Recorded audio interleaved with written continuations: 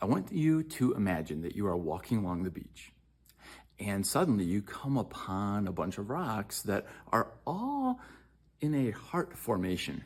They're all formed in such a way, they're put there right in the sand that it's a heart. What do you conclude?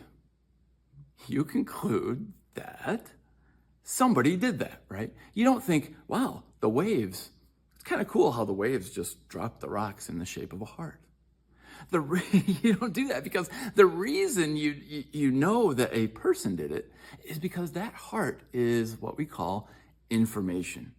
Information is any shape or pattern that communicates something. In this case, it communicates love. Well, guess what? Every cell on the planet, every cell, whether it's plant or animal, has DNA in it. And only in recent decades have we been able to analyze what the cell contains and analyze this DNA. And you know what we discovered? DNA is information. Here's what Bill Gates, the founder of Microsoft, said about DNA. He says, DNA is like a computer program, but far, far more advanced than any software ever created. Let that sink in. DNA is so advanced. It's digital information that is more advanced than a software program. Now, where does information come from? The law of information says whenever you encounter information, you know that an intelligent source put that information there. It's just like when you come upon the rock shaped in a heart. You know that an intelligence put those rocks into that shape.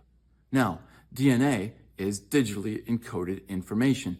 Information always comes from a mind. There is no exception. So now we know, scientists are beginning to discover that the information points to an intelligent designer.